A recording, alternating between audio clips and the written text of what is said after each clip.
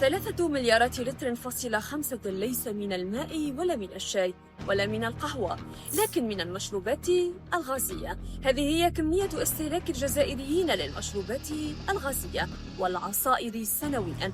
هذا الرقم المخيف فعلاً لما له من آثار وخيمة على صحة المستهلك جعل المختصين يدقون ناقوس الخطر. كون المادة مدعمة ولأن العلاج مجاني في المستشفيات جعل ذلك الجزائريين من بين أكثر المستهلكين لمادة السكر التي تتجسد أساساً في المشروبات الغازية والعصائر، حيث وضعت المنظمة العالمية للتغذية الجزائر في المرتبة الرابعة عالمياً في استيراد السكر، وبلغ معدل استهلاك الفرد الواحد للسكر سنوياً 24 كيلوغراما. تخيل أن تستهلك 24 كيلوغراما من السكر سنوياً. في ظرف 10 سنوات ستكون قد تناولت 240 كيلوغراما.